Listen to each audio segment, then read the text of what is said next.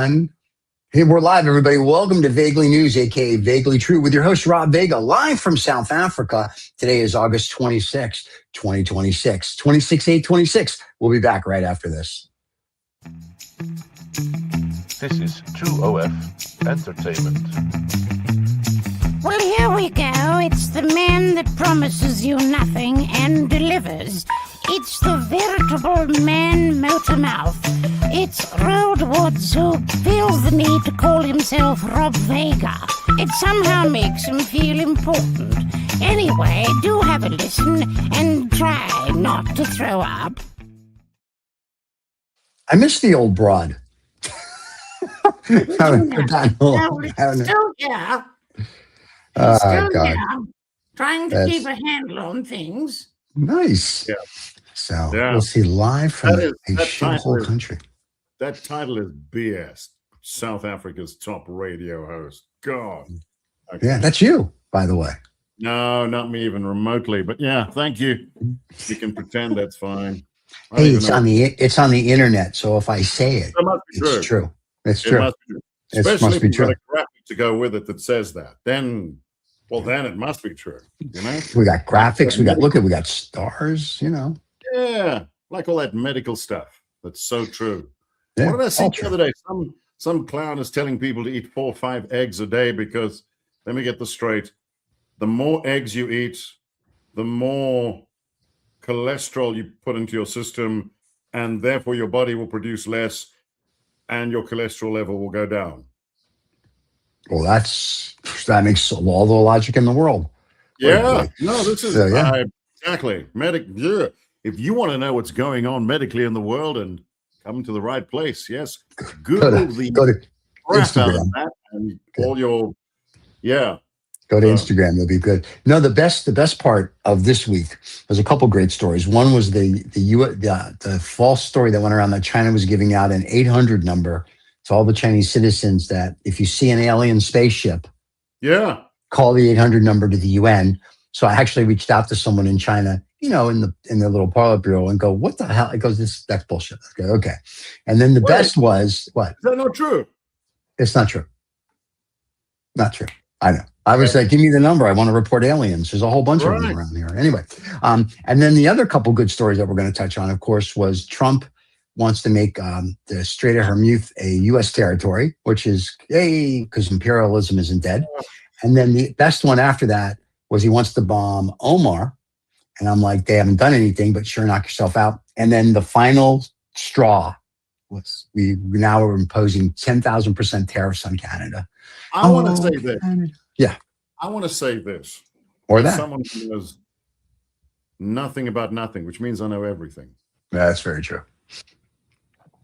And that is, so I did economics 1, 2, and 3, but whatever.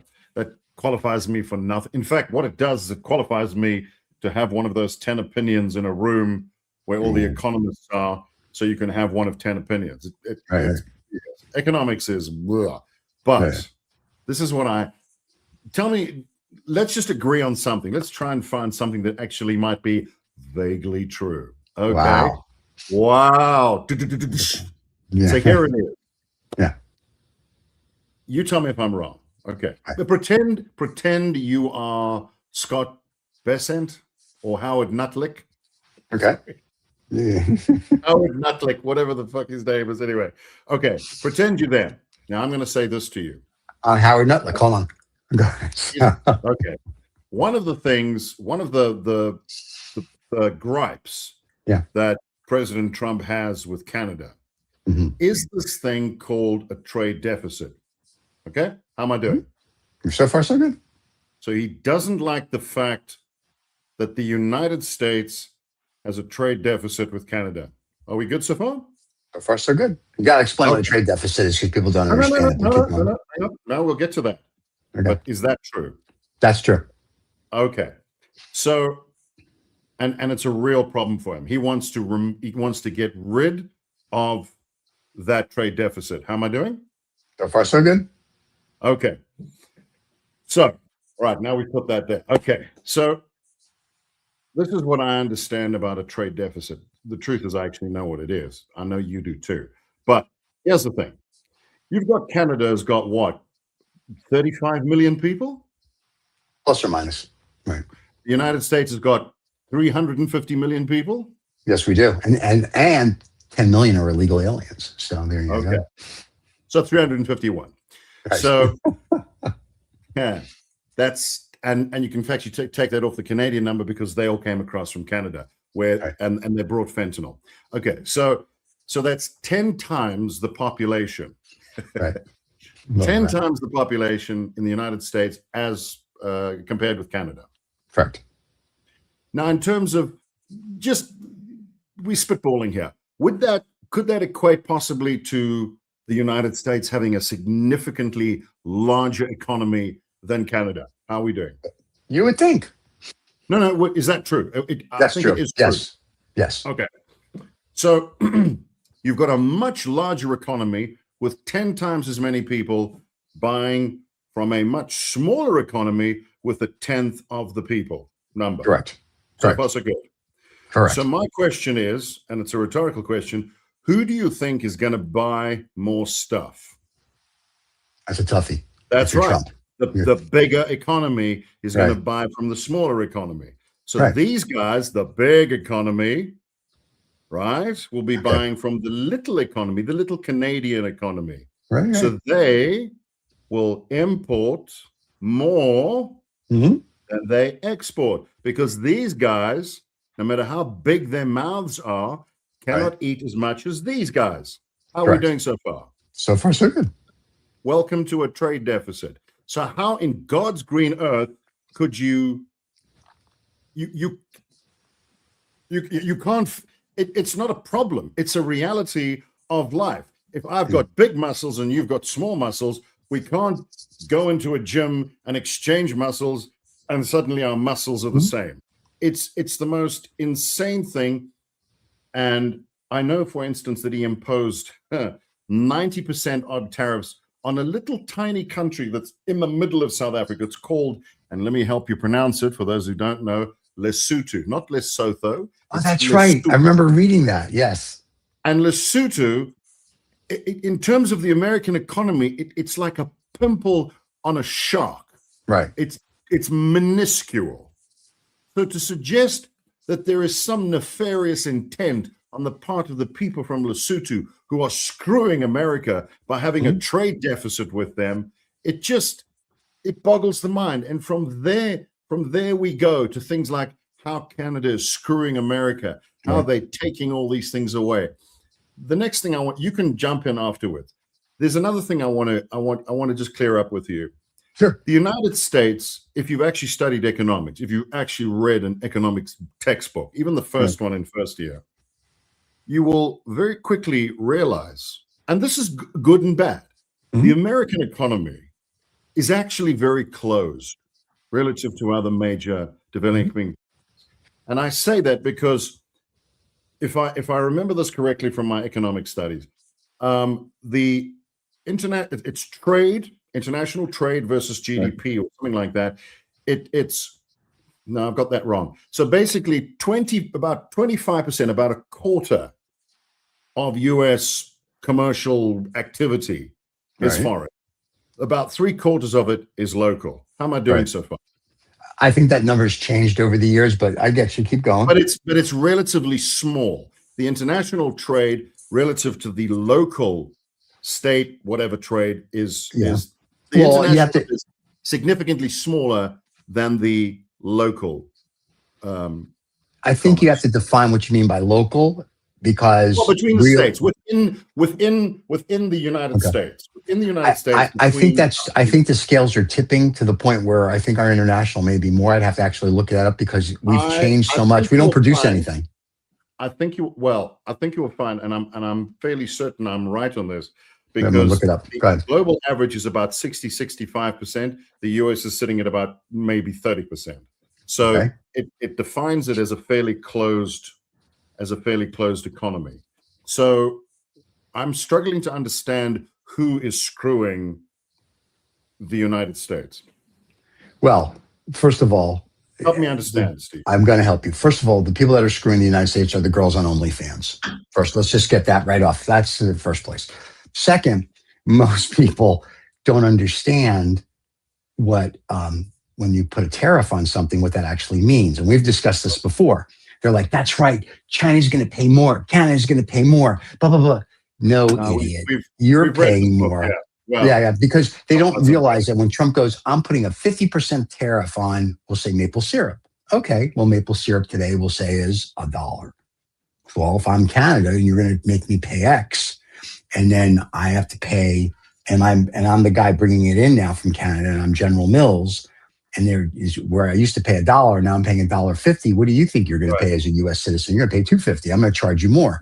So when the American people are like, yeah, tariffs, they don't understand how that works. So that's the bigger issue, right? This other stuff, whether international trade is this a GMP or who cares? Because they don't understand the basic of what a tariff is. If you start going past in the economics and what it does, and to your point about this is a bigger amount than a smaller amount, it's nothing. So if you don't understand what a basic tariff does, it doesn't do you any good. Okay. And that's the biggest problem. And we've discussed that. Like people just don't understand economics. So it's one of those things. Tariffs it's good press. Or a tax on the people in the US. That's what they are. 50% is the Canadians on paying it. It's certainly making it more difficult for the Canadians to compete within the US. That's true, as opposed to American producers. Since Trump's I think that's the idea behind it. It's to make local producers and manufacturers more competitive. You don't want. The thing I will concede is you don't want foreign companies coming in and flooding your country with goods that local people are making, but at a greater. We don't make anything. We don't make anything. That's what I was going to say.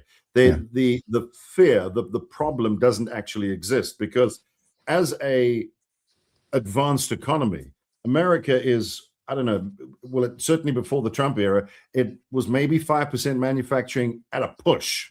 Right. Not even. It's not a China is a manufacturing economy. Now, and I know China looks to America for things like services and investment and whatever. China makes the stuff and they look to America for, honestly, something that is of a higher, it's up the food chain in terms of an economy. America has grown up from being in a manufacturing economy. It's actually more advanced. And something like a tariff would make sense if America was, in other words, if you had two Chinas. If America was like China, maybe, because you don't want each country flooding the other with goods that they make that the local guys can't make for the same price. But America, it doesn't, there's no threat to the economy.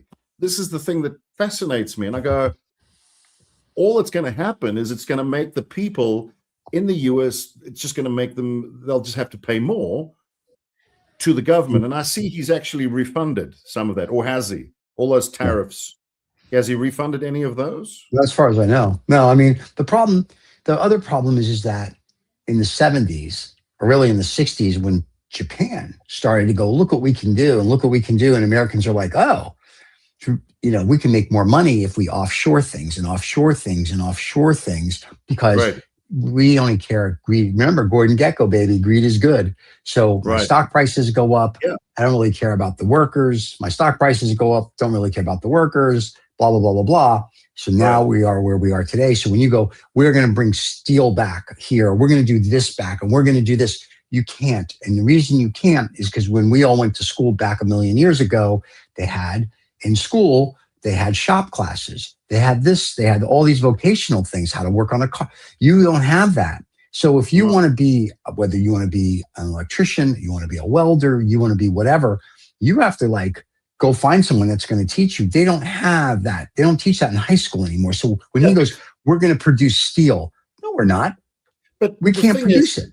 The fascinating thing for me is that America, decades, whatever was that, maybe long ago, it is advanced and it's grown up from that. It offers different things now, which certainly other countries need. But as a manufacturer, We have nothing to offer. I'm trying to think of a metaphor. It's kind of like you got a guy who makes the field, the playing field. He puts up the posts. Right. He builds. Americans are the guys. They're playing on that field. They're coaching. They're offering sport. What kind of services can work on that field? They're not making the field, but both are important. So they'll be manufacturing the TV rights contract for the sports game. They won't be building the damn stadium. The country is advanced. It's actually gone. It's advanced. It's an advanced economy. So why would you want to make it go back to a place where they're now back to painting the lines and planting the grass, which is what the Chinese do far better, and they've got far more people that are willing to do it. But you're missing also a bigger point. Chinese technology now is starting to surpass U.S. technology. So when you talk about we do things better, I don't really know what we do other than we make war. That's what we do really, really well, is we make war well. We do it better than anybody else on the planet. WAR. You're like, war, boom, what's it good for? That's those guys. Yes, Steve. Yeah, but I'm just saying, I'm 1960s rock and roll song. But that's what we do really well. Think of what we did. There's nothing really going wrong in the Strait of Hormuz, right? Iran, Iraq, they want to blow us up. Yeah, we know that. You've been wanting to blow us up since the 70s. No big deal. Like, we got that. They had a deal. This guy comes in, screws the deal up, oil prices pop. It's great for the guys that trade oil. We made money. Yay. But what do we do good? We do war good. Do we produce anything in America? Not really. What do we produce? I mean, we have AI. We do good AI. China actually now has some better AI. We do robots. China has better robots. We do EV. Well, we don't really do EVs, but China has some of the best EVs in the world. So when you start talking about technology, brain power, and things along those lines, we don't do what we used to do. Our education system here, including universities, suck, including Harvard and all those schools. They're smarter, and they're proving it.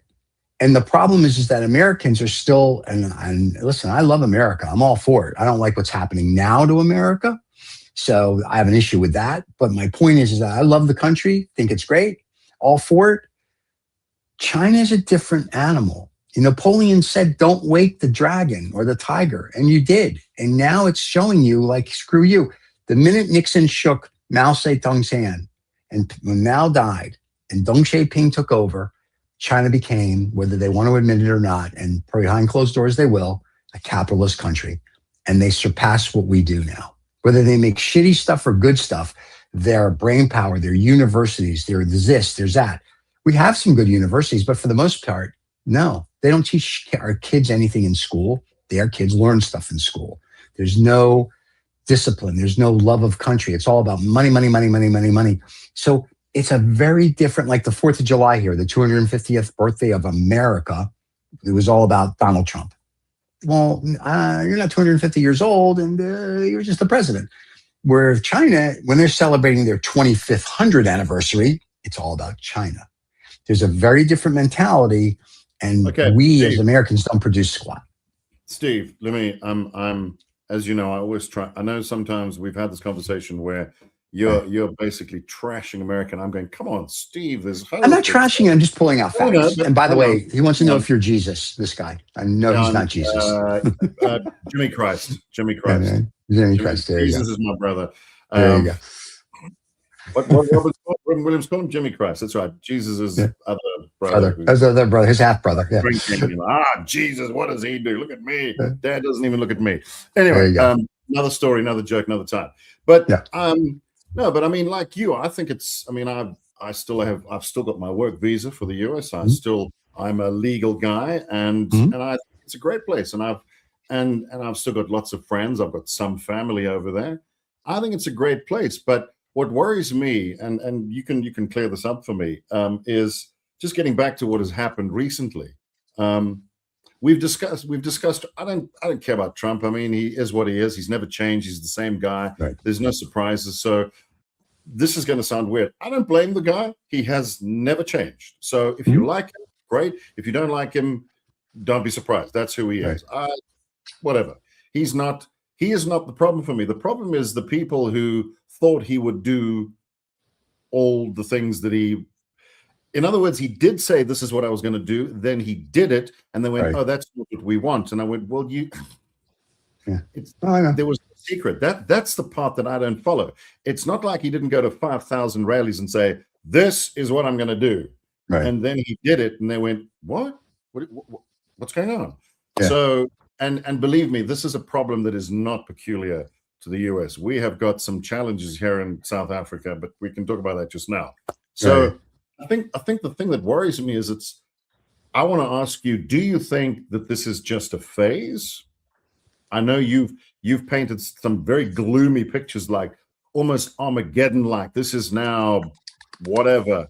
We make money in Armageddon. I'm excited. If we can have Armageddon, guy gets rich. You think, let me give a scenario to you. I'm polls or whatever, but there certainly there does seem to be a movement towards a place where people are saying, okay, look, this guy's not really working for us. I mean, I know the Republicans are very happy with him. I think he's got like a 90% approval rating amongst 34%.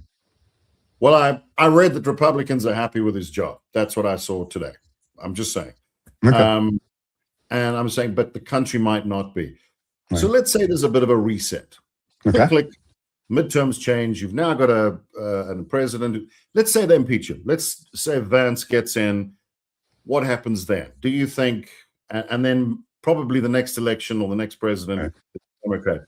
What do you think the rest, how's America then going to integrate with Canada, who they've basically shown a middle finger to? Where does it go from there? That's well, do you think it's done, or is it just an old guy who's having a bit of a tantrum? He'll be gone soon, and then things will get back to normal. What do you think? Is that going to happen? Yeah, I think, it's funny. Public has short memories, including countries. So first of all, if Vance gets in, I think that first thing, free couches for everybody. So I'm excited about that. So that's going to be, and a box of Kleenex. So I'm very excited. Well, listen. What is with this couch and so? Yeah, help you. So couches for everybody. So I'm excited if he becomes the president. Someone actually video him. What? Someone video him. We have it. We played it on our show many a time. Hang on. I've heard this sofa story with Vance, and I went, what exactly is that? Where did that come from? What was that about? Something he has his first book he wrote or he read. I can't remember. He wrote something about he did whatever on a couch, and that's where they picked that one sentence out. But I don't think it was written the way he wrote. Right. I don't think it was written the way that we're all taking it. So we're just having fun with it. Well, I'm relieved. There was no. He relieved himself too. So there you go. And we do have a video. And here's the funny thing: Vance never gets mentioned. So the fact that we're mentioning him on this show, he'll probably be a guest next week because he doesn't get. No one talks about Vance anymore. So forgetting the impeachment and all that. That's not what I'm worried about. I'm more worried about. What are you worried about, Steve? I'm more worried about the aliens invade us. No, I'm more worried about in 2 years if he doesn't decide to step down. I know we have constitutions that say don't do it. Yeah, that's where my concern is. Like, okay, if he goes, you know what, the America's too, I can't step down. It's false election. It's whatever crap he did in 2016, right? Then my concern is, okay, then what are you going to do? Like the stuff you're doing now, like then what are you going to do? That's kind of like my whatchamacallit. That's where my concern comes in. Listen, his family's made more money by him being president these last 4 years, if you will, than ever. And God bless, they own a bank now. They got knock yourself out. I get it. We're a capitalist country. But when you start saying we're going to cut education, we're going to take away benefits for the vets, we're going to screw up Social Security, we're going to do this, you're going to do that. I don't see where you're benefiting the country. You're benefiting you and your friends. And this is where I have an issue. By the way, I just want to, this fan who's just said USA, Trump, in Israel. He loves all of it. Apparently, he doesn't love Vance, though. So there you go. Can I just say, I'm not quite an outsider, but I'm going to say as an outsider. Sure. I try to follow, because of what I do in radio and stuff. I look at all points of view. I mean, I'll read Fox, I'll read NBC, I'll even read CNN. I'll go through all of them and I'll have a look, and even throw in a bit of YouTube, Instagram, TikTok bullshit as well. But I think the confusing thing is if you read so-called right-wing media, as far as they are concerned and what they portray is literally any person with a D after their name is Satan. They are anti-American. They have come to destroy America. No, I'm just telling you what you see. And it is, and Trump has got this. It's all, you just got to understand, he's the greatest president. I'm just telling you what you see reported. Then on the other side, you get the exact opposite. He's dementia done, and he's got to go, and he's destroying the country. And you look at this and you go, what the hell is going on? What is real? What is real? What are people really going through? Because the thing that I don't like is when the media takes over the story and it goes left and right, left and right, left and right. And then I pick up the phone and I phone my friend in Connecticut and I say, what's going on? He says, no, everything's fine. There's no change. It's all, gas is a bit high and eggs are actually not as expensive as you think. And I've still got my job. And so I guess what I'm trying to say, Steve, is that it's difficult to see from the outside what is real. I'm very wary of getting my opinions from media, like media outlets that have got an agenda to nail, because that's not telling me what I really want to know. I think it's a great country. I think it goes through changes. That's just my experience. I've been there. It goes left, it goes right, it goes left, it goes right. You got a Republican president, a Democrat, bang, bang, bang, bang. But the engine keeps going. Mm-hmm. And I think, and I'm playing devil's advocate because I know you may not agree with me. I'm just saying, is this just not, it's just another day. Is it that different from what has come before? Because we've always had people blowing hot and cold. Right. Should you react to it and go, it's fine, don't worry about it, everything will be okay? I think to a point, yes. Yeah. Every 4 or 8 years, we have a different captain steering the vessel. It just depends how they go, how quickly and where the vessel goes and how you have to bring it back. Right. But I also think, like this one guy that is writing, I'm reading some of what he's writing. I'm glad Trump did what he did for women's rights and all this other stuff. He's the president. I don't have to agree with everything he says and does. So I'm allowed to say what I don't agree with and do agree with, whatever. So like these people are talking about here. So I'm okay with it. Right? We still have freedom of speech. Good. But I do have a concern when you start doing this with the wheel to the vessel and start really going off. The problem is I think the last time we had a civil Republican Democrat Congress or Senate is almost, I think, when Reagan was president, where he and Tip O'Neill would sit and have like beers together or get drunk together. And where I think maybe even Clinton did that. But I think we're missing that. I think just, no, Bush he's too busy with the alien. Junior. Bush Jr. Well, Bush Jr., he was just drunk all the time by himself. But I'm just saying, though, is that I think we're missing that the person, just because they have an R or a D or an I or an M or a U or a C, whatever it is behind their name, doesn't really matter, right? Mm. Your job, first, is not to fleece the American public. Great, you get to do your insider trading, knock yourself out. But your job is to help the American public, not the chemical company or pharmaceutical company that gives you a big check. And that's what we've gotten away from. We've gotten away from, how do I make America better?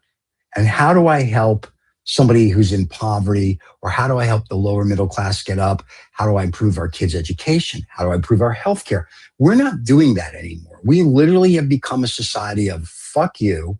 If you don't have $1 trillion, we don't care. And that's it. So the little person who thinks they have a voice has no voice. And you get someone like AOC who went in there like, I'm going to fight for the little people and I'm going to do this and I'm going to do that. And now all of a sudden it's more like, well, we have to worry about this and that. And I'm like, that's not the little people anymore. I think that's what we're losing as a country. So I don't know whether it's Republican or Democrat, alien, I could care less, who becomes the president in 28. And this guy says a hypothetical situation. Nothing's hypothetical, and because when it happens, then it's not hypothetical. But anyway, I don't care who becomes president in 28 and stays there till 32. My concern is irreparable damage been done that you can't steer the ship back to where we're in the center, where people actually can exchange ideas and not be like, what about that, blah, blah, blah, blah, or is there been so much damage done that we're now going to whatever the next step is that may not be the best to say in 5 or 10 years for the country. That's what my concern boils down to.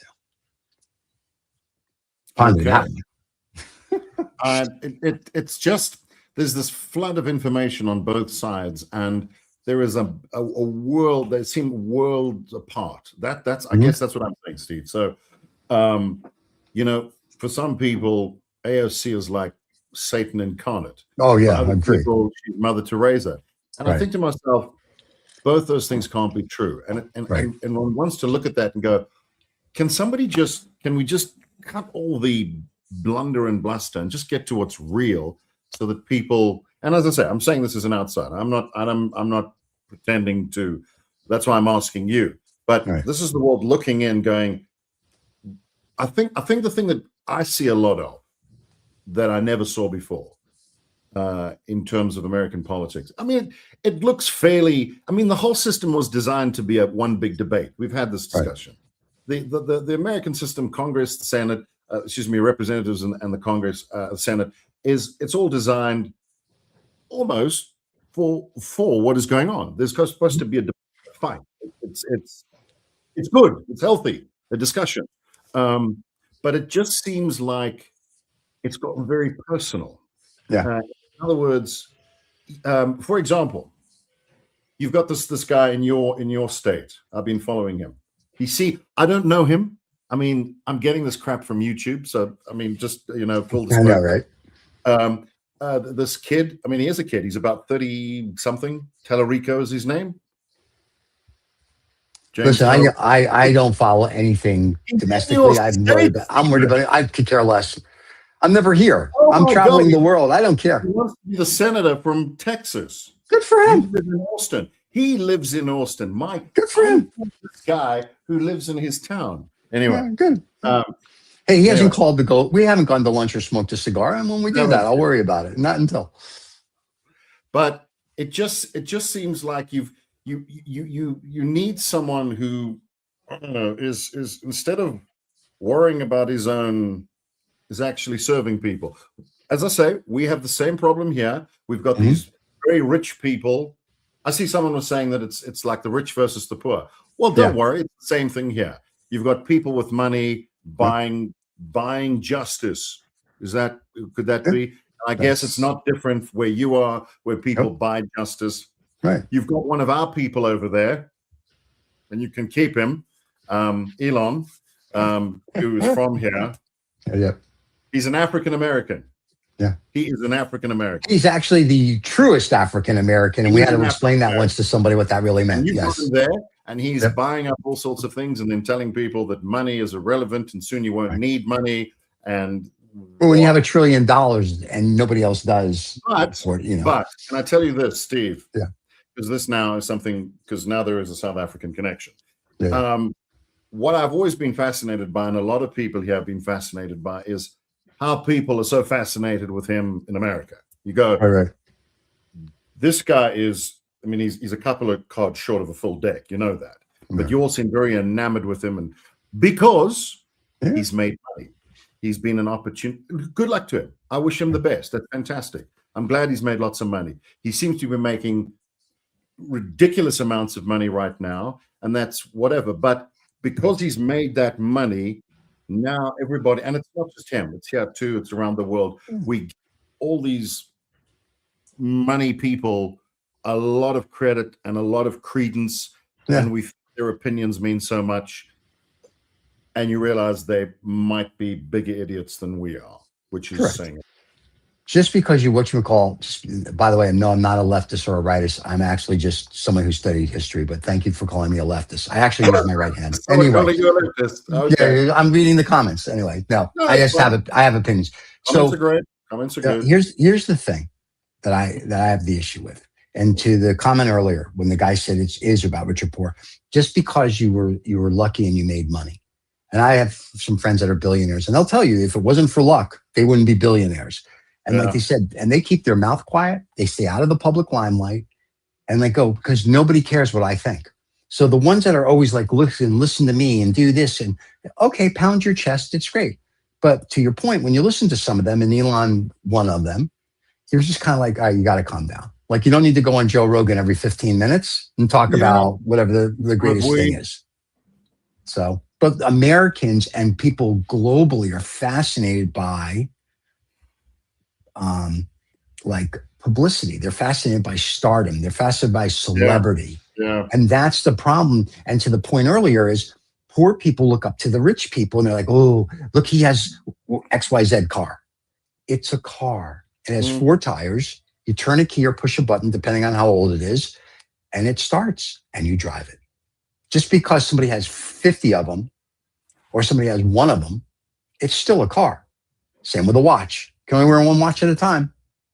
Same with a house. You can only live in 1 house at a time. So so that's the problem.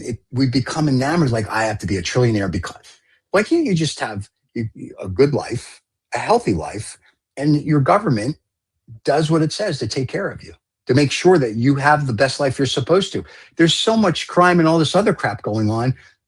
No one's doing anything about it. It's kind of like, hey, don't worry about that. Okay.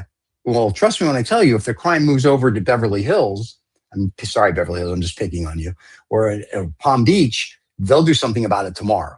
But because the crime's in like middle class, or if you will, downtown Austin, this and that, yes, the police do stuff, but it's sort of like, okay, why don't we do more? Why don't we stop talking about we're going to defund the police and we're going to do that? Why don't we go back to old school, old world values and law enforcement? You know, like, I like the day if you were a kid and you spoke back to a cop, he'd slap you around. I'm like, yeah, I'm good with that. Like, you don't do it again.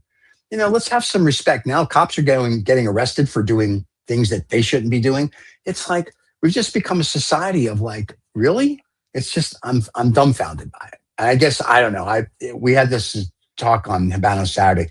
I think we all long for the old school, the old world, 40, 50 years ago when things were different. I'll tell you what I long for, and this is a global thing. And unfortunately, you see a lot of it in the US, and it wasn't so much when I was there, but it's happened since I left about 10 years ago. There seems to be a lot of rage about everything. I mean, yes, things are bad, but I found myself saying to people when I was there, I'm sure your lot is rough and things are bad for you, but let's hop on a plane and let's fly to, I don't know, anywhere. And you will begin to appreciate what you actually think you don't have. Right. And I mean, I've lived in several countries, and I'm here. I wasn't born here. I've lived there. I've lived wherever. And I've always said, and we've said this before, the more you travel and you get to know the planet and the other people that you live with, you start to get out of this tribal thinking where, so for instance, getting into the American situation, you've got Republicans and Democrats who I sometimes listen to and go, they're saying the same thing. Right. They're not actually, there's no disagreement. But because, as you said, one's blue and one's red, there's got to be this. So it almost becomes a click thing, a YouTube thing, a rage baiting thing, instead of actually thinking, hey, let's just step back and get a bit more bipartisan about this. Because it's not about us. We're public servants with emphasis on the word serve. Right. And don't worry, we have a worse problem here. We've got these guys who have raped and looted from the economy here, and we've got elections also on November 4th, same as you. Right. And I've got it written up on my board. It says 70 days to go because I'm counting down. Now, that's not to say that we are hoping to vote in Mother Teresa and she's going to fix everything. We're just hoping for people that get into office here in this country that don't steal everything. I mean, the corruption is so rampant that systems are failing. Infrastructure is disappearing. Currently, we've got about a third of the city that doesn't have water. Power out. And what's crazy is this city is the richest city in Africa. Right. There are more billionaires and millionaires in this city than anywhere else on the continent. And it's within a province that is only slightly bigger than Connecticut. So just giving you some context. So there's this massive concentration of wealth. There's huge money here. 5 Ks down the road is in the McLaren store, McLaren dealership. Sports car, yeah. 20, 30 cars parked outside. In a couple of weeks, they'll all be gone. Where's that money? There's plenty of money here, and yet we sit with the infrastructure problems we have. I guess I'm sharing that with you, Stephen, because I'm trying to say that the problems that a lot of Americans and you think you have are global. Oh, I know that. I've traveled the world, so I know. Listen, I can go from Tampa, I can go from Miami to Cuba or Tampa to Cuba. It's a 90-minute plane ride. You want to see problems? There's problems. Yeah, right? but my point was what is disconcerting for me is, as bad as one might think one's problems are, I see so much rage coming out of the political situation within the US, and I go, no, look, guys, come on. There are problems and they are valid and the prices are high, but why do you think you're worse off than anybody else? And no one's saying that they're worse off. I think they're just saying we have issues. I don't say that. I just say we have issues. I'm gonna stir the pot a bit and say, as I say, I don't know President Trump at all. I don't care about him. I have never had a meal with him like Bill Maher, so I don't know him. Apparently, he's a very charming host, whatever. But what I find odd is this massive knee-jerk reaction to all sorts of things. And I go, for God's sake, you're supposedly the leader of the free world. You don't have to react to everything. Just dial the goddamn rhetoric down. Sit down like a grown-ass man and have a proper conversation. It won't change the facts, but you'll look a little more just... Why does it have to be high school rhetoric all the time? And I'm going to ask you, Stephen, aren't people just tired of all the name calling and the guy I mentioned to you, James Tallarico? I mean, you've got guys, Trump and his guys calling him Telefrico. Grow the fuck up. Why does it always have to be name calling and you're a loser and you're the worst this and it's there's nothing. I mean, come on, how old are you? You're 80 years old. Good Lord, if my grandfather acted like that, I would put on the diaper, stick him in a room. No, just hang on. I'm just getting to my point. I think what is tiring is just forget the facts, forget all the whatever. Can we just get some people that don't feel the need to behave like children all the time? In other words, getting to the Canadian thing that you spoke about, and they ask, let me give you an example. Whatever you think of Carney, whatever you think of Trump, when I see Mark Carney being interviewed, and sometimes they ask him a tough question, he doesn't turn around to the reporter and say, you're a piece of shit, you're a loser. Why does Trump feel the need to do that? Can't he just say, look, I don't like your question, or I'm going to answer that right now. Why is this?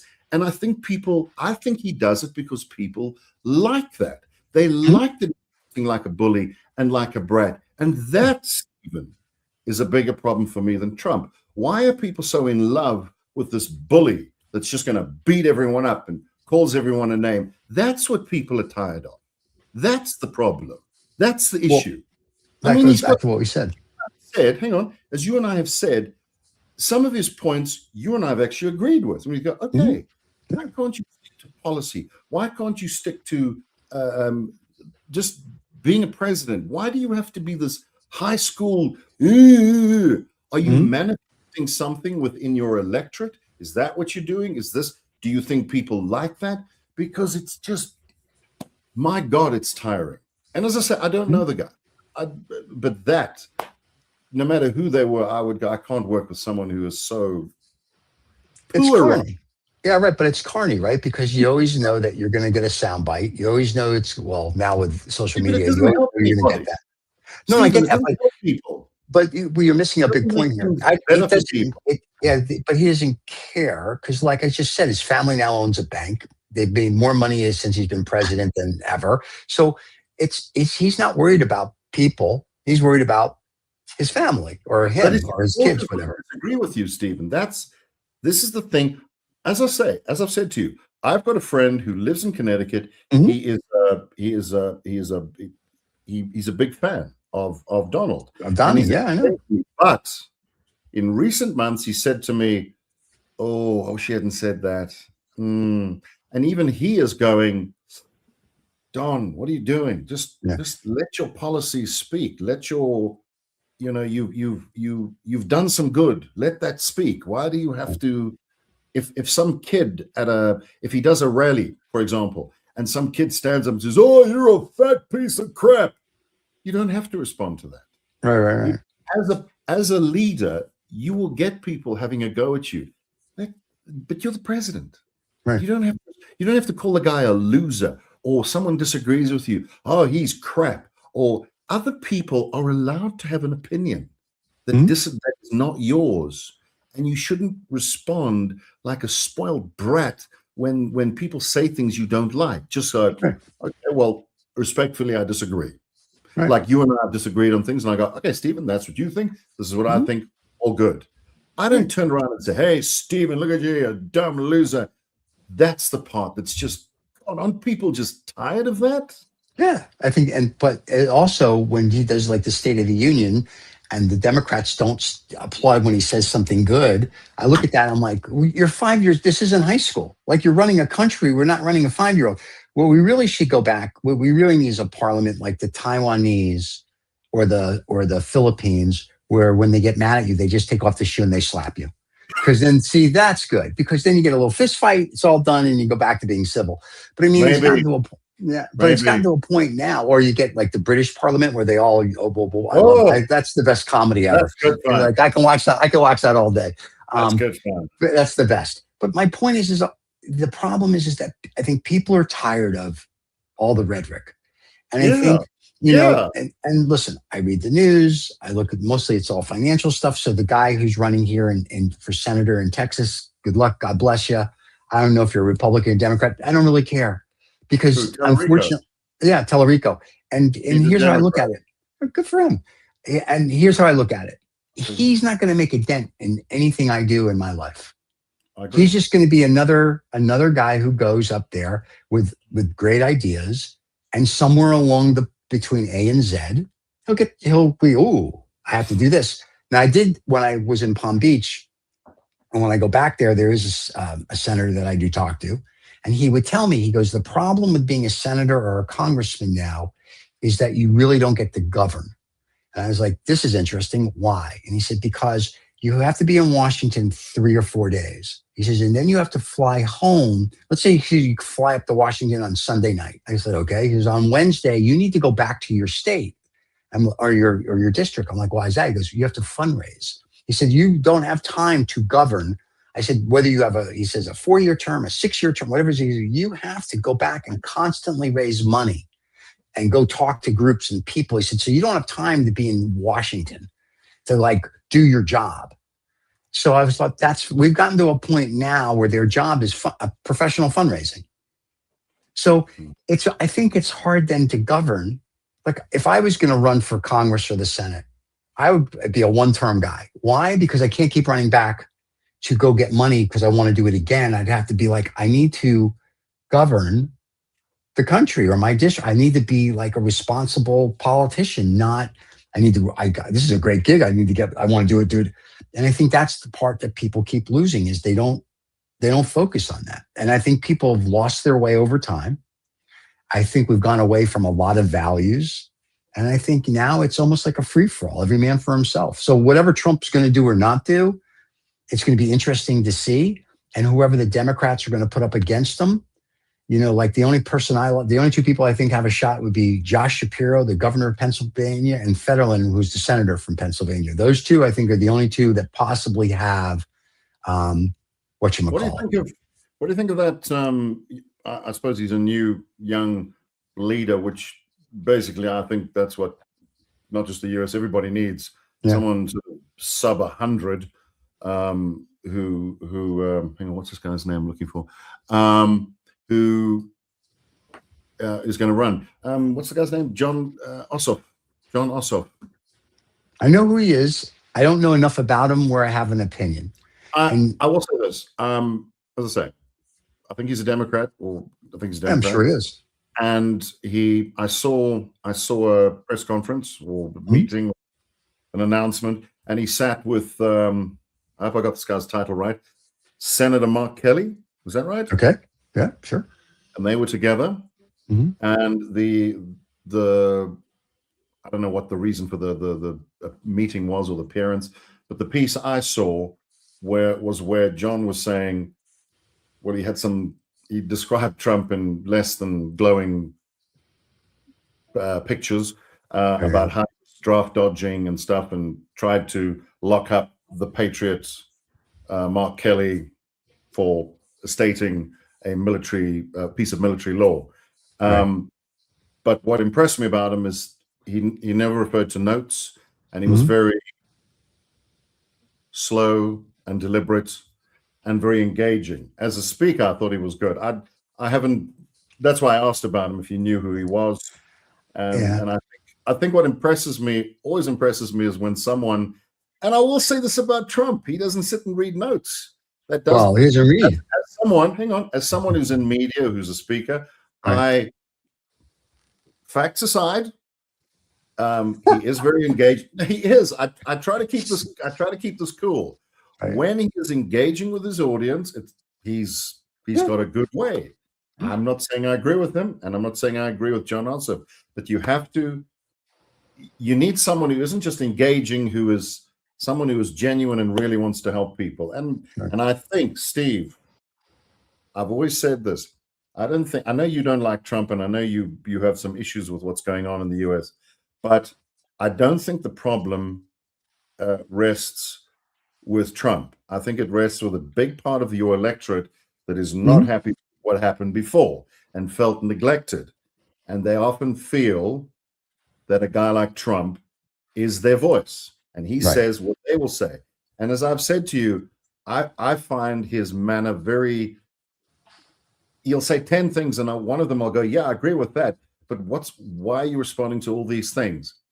We have the same problem here with our leaders. It's not peculiar to the US, but I think the point is he is representative of a lot of people, and that's what they like. So he can say whatever the hell he likes. It doesn't matter.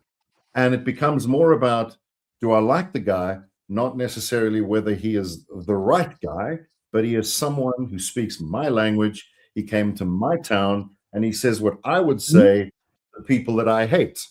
And so that's all very well. But the thing is, it's not. You still have to govern. Who's going to help you, really genuinely cares about you. I think. I don't know. Back to you. But you still have to govern, though. I mean, if I get up there and I don't think that's important right now. No, I'm well aware. That's my point, though. If I get up there, time I see anything on some of those newscasts, it's about Biden. Now, look, Biden, whatever. I mean, he's still looking for. I mean, you remember that footage where he walked off into nowhere. Look, he's an old man, and his brain is not. I mean, I could get there too. We could all get there. God bless him. But I'm just saying he was clearly a little old for the role. He just was. Maybe 40 years ago, if you saw him giving speeches, he seemed quite animated together, and he was a good speaker, and he had strength. But that was then, this is now. And facts aside, he came across a little, a little like it's time for Grandpa to go retire. I got that. Yeah. And whenever anybody moans about something, they go, but what did Biden do? But Biden. And it just seems a little counterproductive. And you go, forget about Biden. What about what's happening now? What does the future hold for you going ahead? Is this the right thing for you? And just circling back to what we actually wanted to talk about was that whole fight that he has started with your best customer up north. And I go, I don't understand it. I don't know why. Well, I think Tom Ford, not the designer, but the mayor of the prime minister of Ottawa, had the best response when he said Trump could kiss his ass. I was like, all right, this guy. Is his name Tom Ford? Is that his name? Yeah, that's his name. Isn't it Doug Ford? It's Doug Ford. Tom, it's all the same. But he's great because he's, I wasn't with a hooker and I didn't smoke crack. So, but this guy, at least, he was still very polite about the way he said it. It wasn't mean. To go back to your thing, we keep blaming real Biden. Estate on his ass. Yeah, he's got everything. But to go back to real estate on my ass for him to kiss it. And then the other thing is that when you keep talking about, they keep saying, blame this guy, he blames Biden, but that goes back to the joke in the 60s, I'm talking in the year 60, about the Russian premier. When he was being let go, if you will, he said to his predecessor coming in, he goes, listen, his successor, he said, I'm going to give you 2 envelopes. When the shit hits the fan, You open up an envelope that says 1 and, envelope 2. He says, okay. So about 3 years into his problem, there's a problem. So he opens up the envelope and this is like Trump and goes, blame me. So he blames his predecessor. He says, it worked. Great. A couple of years later, there's another problem. He opens up the second envelope. The second envelope says, start writing 2 letters. So it's the same thing that Trump's doing. It's just that you can't keep blaming Biden, or he calls him Sleepy Joe, for the whole 4 years. You can't keep blaming. You can't go back to like Obama and this one and that. I mean, if you want to go back if you really want to start blaming stuff, go back to Reagan. He's the one who deregulated everything, started some of the issues. But the problem is people don't know history. They don't read books. And that's an issue. So you can't really say to someone and have a dialogue with them and say, when someone says, this is the issue right now, right? But that issue wasn't caused by whether it be Trump, whether it be Biden, whether it be Obama, it was caused because this is what happened in, say, 1970 or 1960 or 1980. This is the reason you have the issue today. But people just go back because their memories are short. No, last Tuesday. Well, no, last Tuesday was the culmination of 40 years of XYZ. And I think that's the problem with people, is because they're not well informed. And the ones that someone said to me yesterday, and I was like, my head exploded. They said, ICE is going to deport 100 million people. And I'm like, really? Because there's only 350 million of us in the United States. What are we reading? Hang on. Stephen, someone's saying I'm supporting Trump. I am so not. And I'm not actually completely South African. Give me that comment. What do they say? I can't. I'd have to. What's now? Where's they reading? Where are you reading this? Supporting him. What is wrong with you? Anyway. All right. Well, listen. That's why the fans like to write in. No, for the love of God, that's no, hell no. Whoa. Mm-hmm. That demonstrates the problem. Okay, go ahead. So in other words, they see this. No, they'll see that. You see the little white sticker on the phone, right? Yeah. And that's all they'll see. There's all this as well. Good God.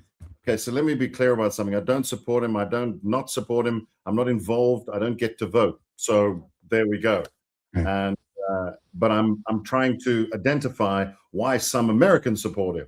And the reason why they support him is because, based on historical occurrences, he is the voice for their frustrations. He says what they would say. Mm-hmm. That's not me. Okay.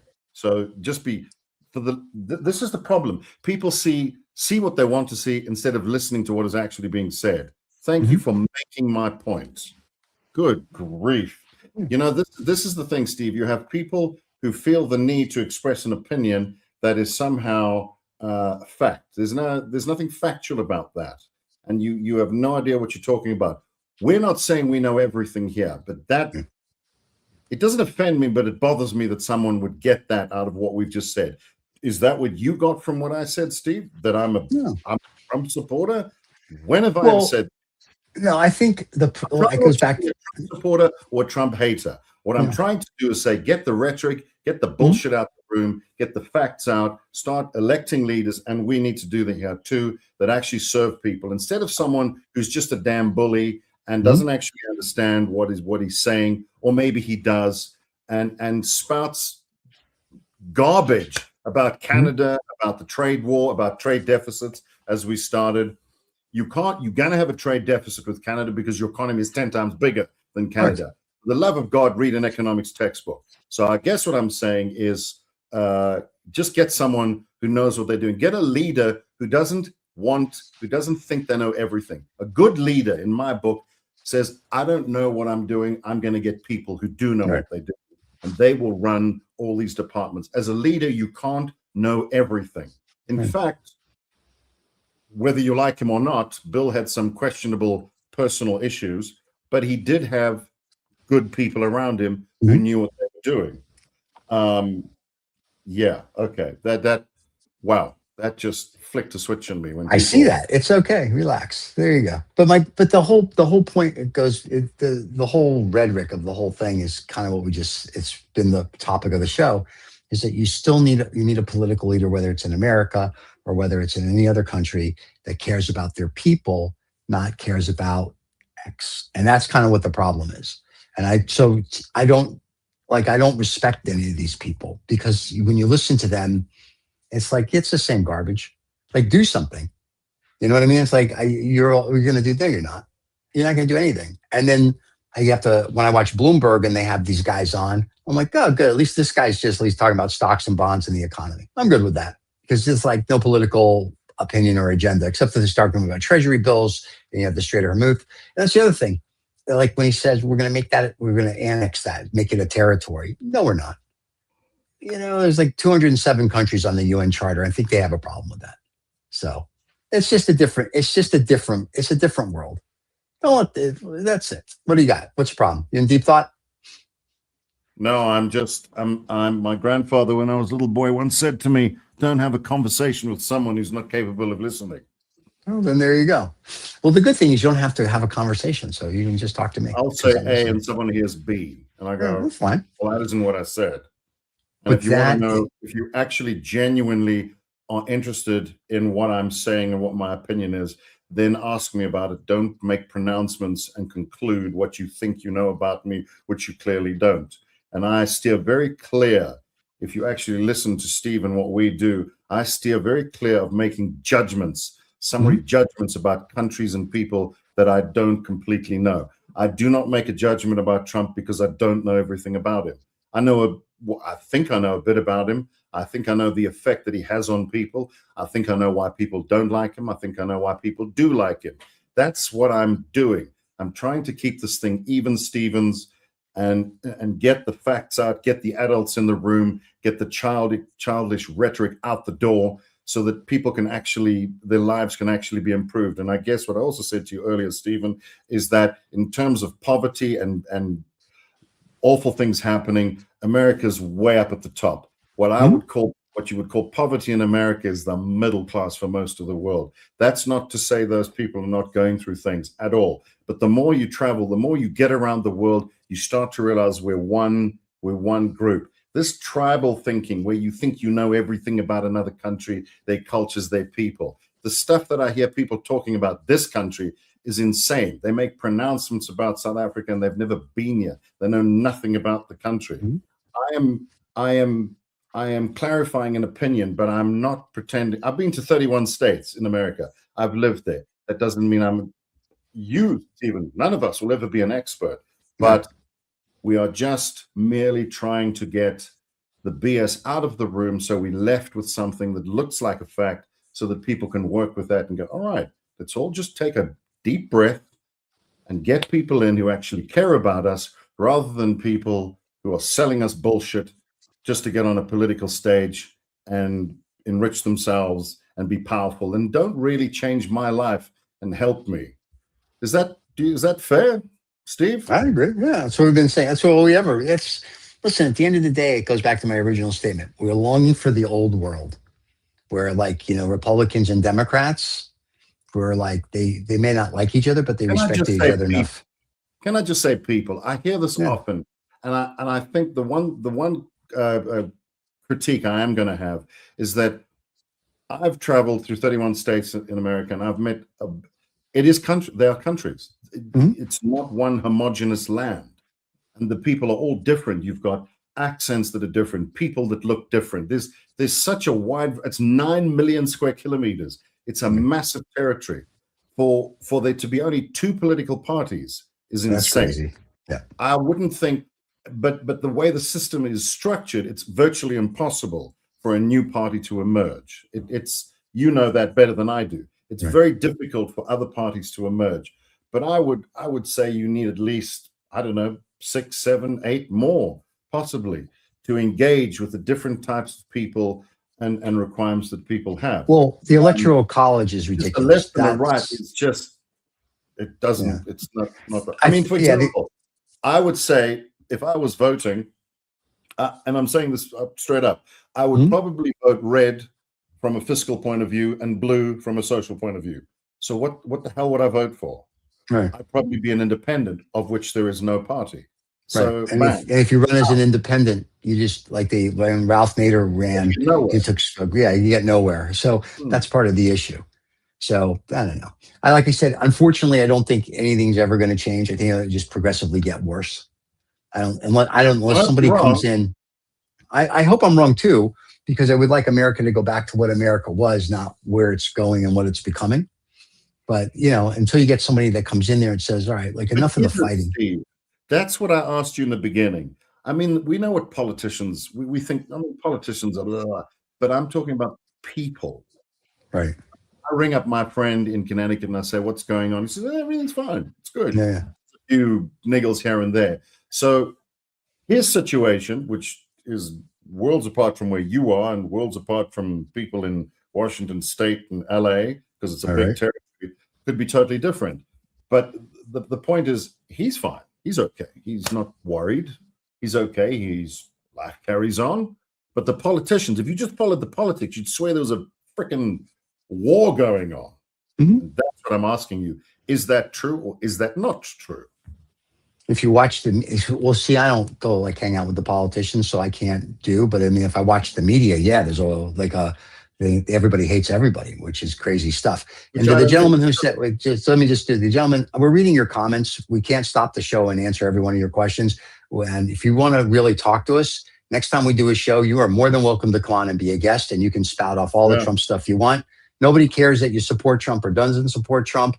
It's just, that's what the topic is. You're more than welcome to come on. It's very, very simple. Anyway, so no, if I watch the news, I mean, like, oh my God, are you kidding?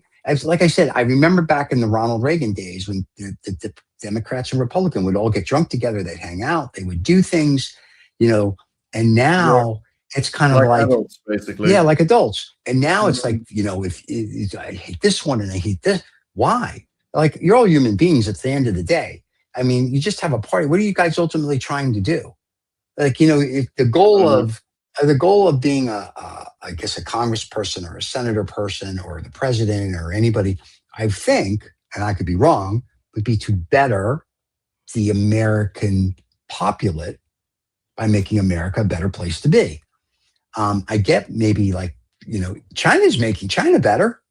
You know what I'm saying? So it's like, so we look at China, how terrible it is. Look at, they seem to have a clue. And we are supposedly this great country. We're kind of losing the clue. Okay. Steve, I'm going to say one thing. We'll do this again. But yes.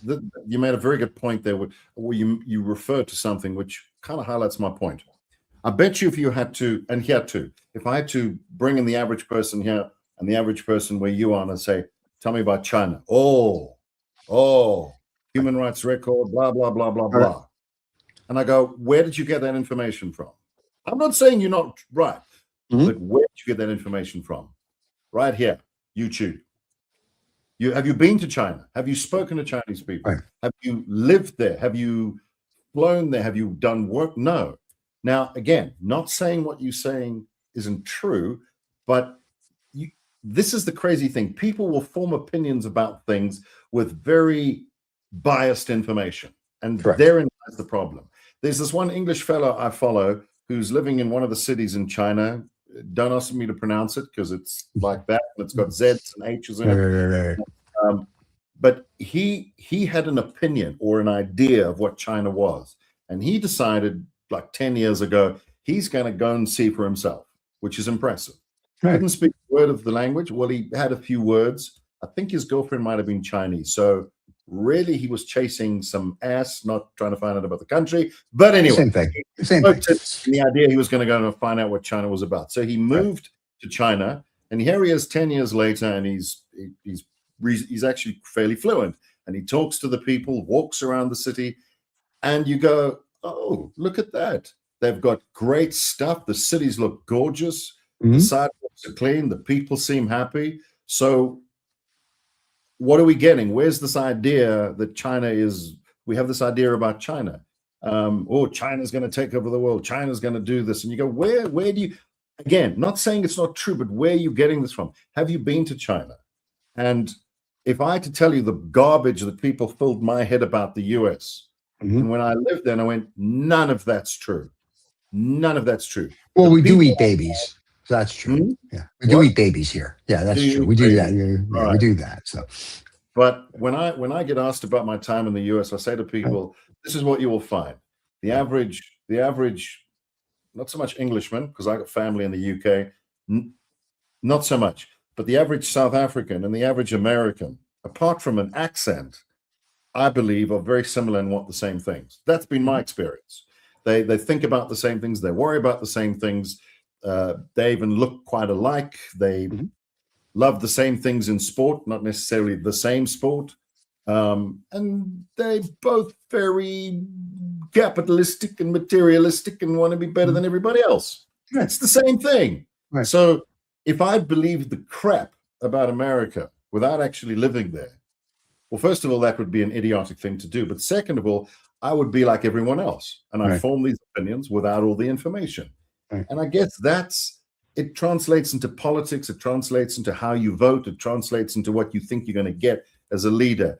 You have people who get told things and they go, oh, he's great. And he possibly isn't. But when you're proven wrong, you double down on it because you don't want to be seen as oh, well, I screwed up. Right. That's all I'm saying. Again, not plus or minus the leadership there. Don't get a vote, don't get a say. But we need people who actually serve us there, here, wherever, as opposed to enrich themselves. And again, I'm not saying he is, but I've heard a lot of people say that he is doing that. You've said that as well. I don't know that. I hear it, I don't know it. So I keep an open mind. Does that mean I'm a big Trump fan? No, but I'm not going to, I try not to form, the anger I have is the rhetoric, the name calling. I see that. I see him saying that. And I go, that is so unnecessary. When we had the president from this country sitting in the White House, he turned the lights down and he played all these videos that we all know are bullshit in this country. But someone had told Trump this was all true. And he was doubling down on it and showing him, oh, look at these crosses, look at this, look at the white genocide. See, white guy in Africa, not dead, no genocide.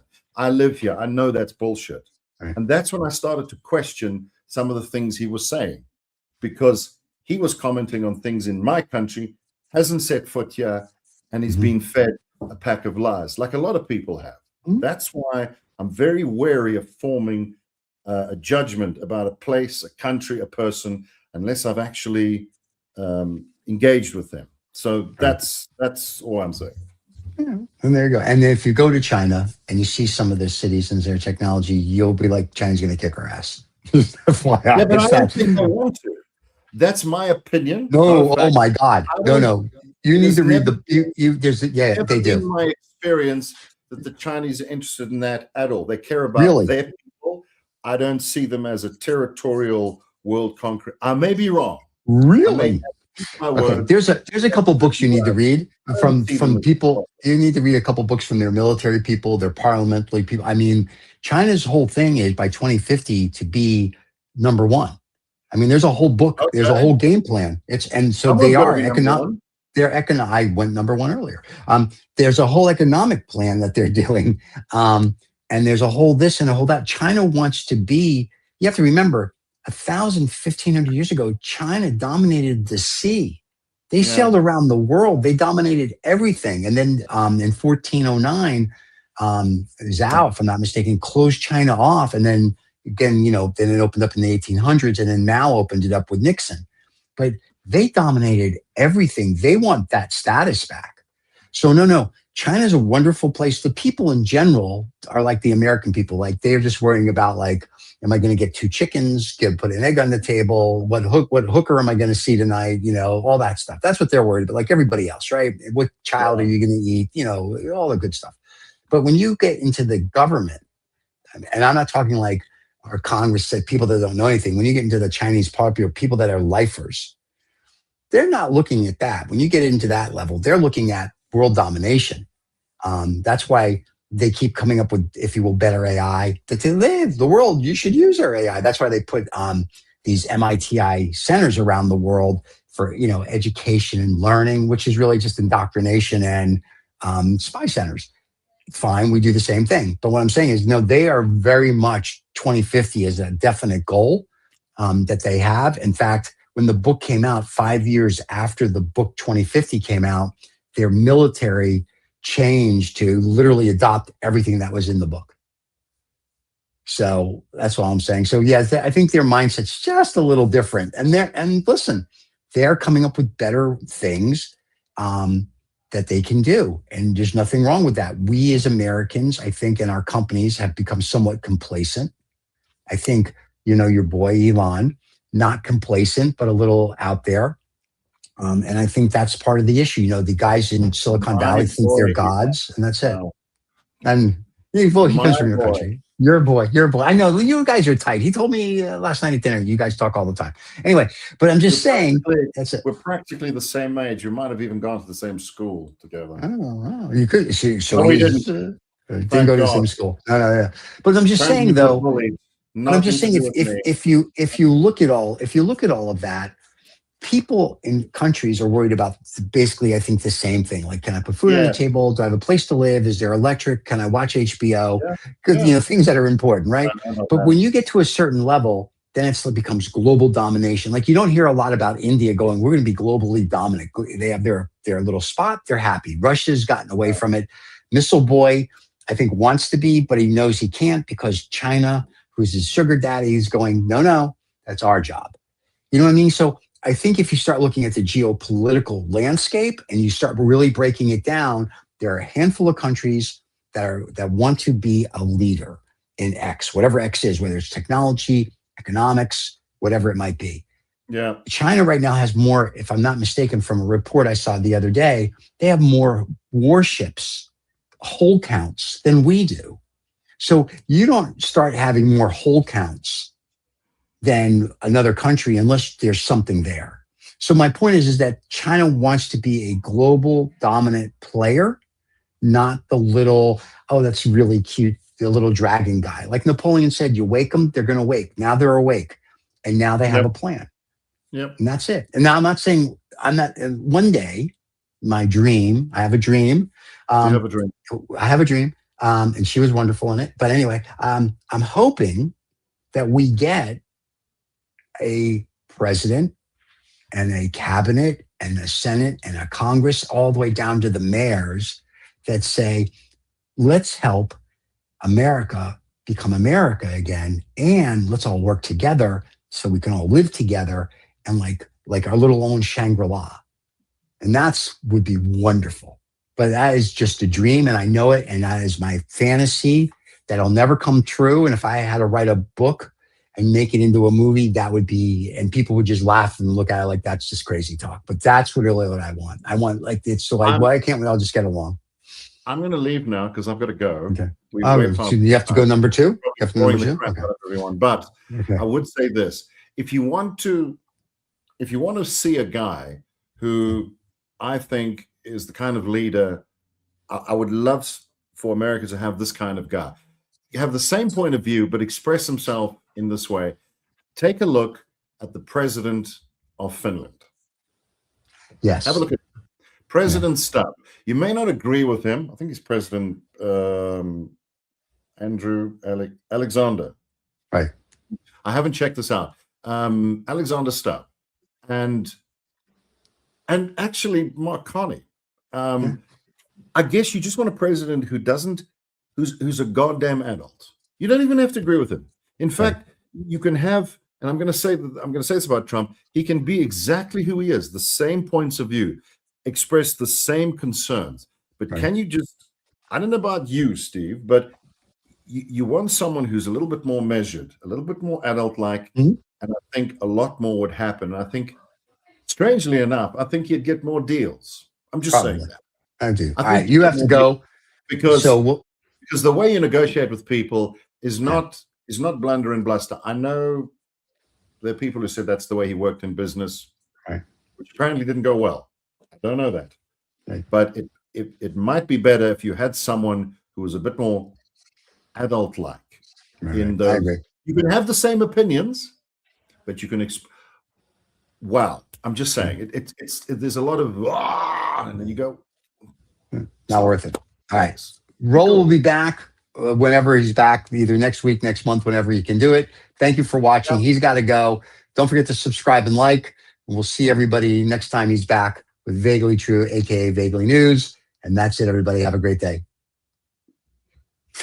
Just checking. thank you so much for listening to this Rolled Woods Robb Vega, whatever the hell he wants to call himself, fellow. You know, this podcast thing, it makes him feel very important, and he's a difficult fellow as it is to deal with. So thank you so much for putting up with him, and do